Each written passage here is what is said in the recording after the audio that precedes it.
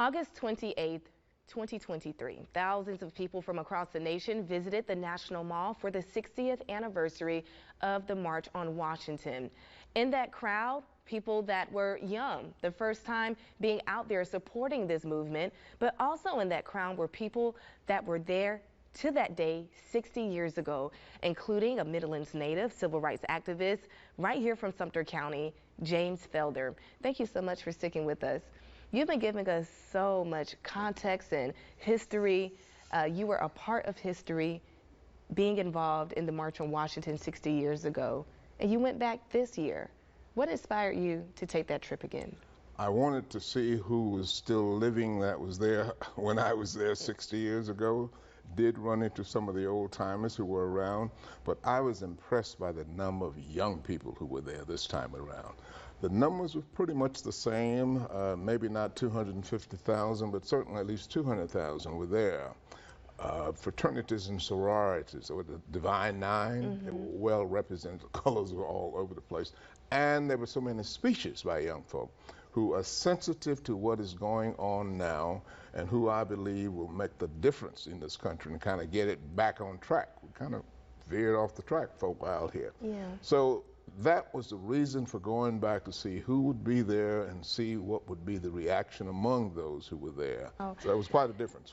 60 years ago, you saw Dr. King say, I have a dream that blacks and whites would essentially be able to get along. Exactly. That they'll be able to go to school, they'll be able to play together. 60 years later in 2023, do you believe that Dr. King's dream became a reality?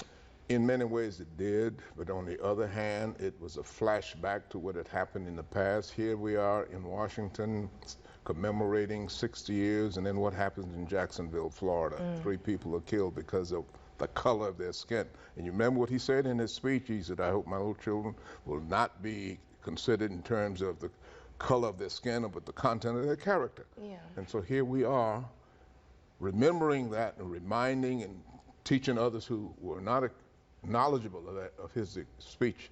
And then you have a shooting in Miami. And then you've got another shooting in North Carolina also. Yes. Guns, guns, guns, too many.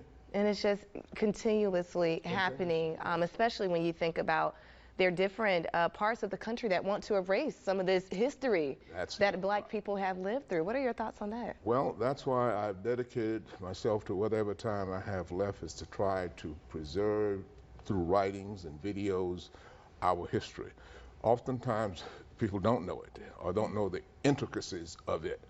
So I'm in what you might call it preservation mode at this point, working with Cecil Williams down in Orangeburg, where he's put together a great civil rights museum for South Carolina. We had him on the show to talk about that museum. Oh, okay. Amazing things well, I chair his board. Yeah, okay, nice. That's so good. So I work very closely with Cecil on that. You talk about being a part of change and preserving change and being a part of history, but you are a history maker. Before the break, I didn't forget now, you talked about how you were ready to be done with burying people and getting out the Army. You were drafted because you always had dreams of stepping into the political world.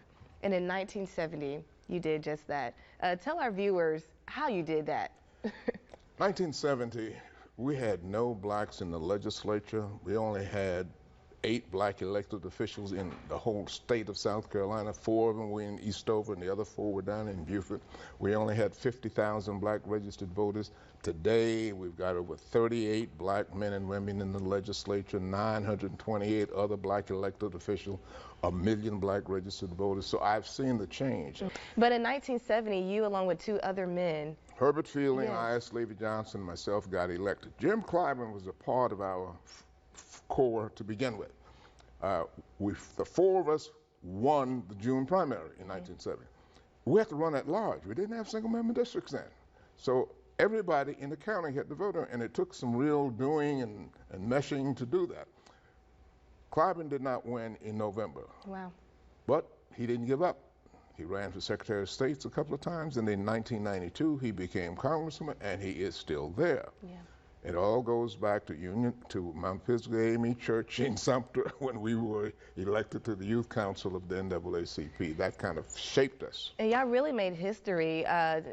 of course, Congressman Clyburn still making history. You, along with Mr. Ias Levy Johnson and Mr. Fleming, back then were the first 3 black lawmakers to be elected since the Reconstruction Since period. Reconstruction. We got elected and came to the State House, was sworn in.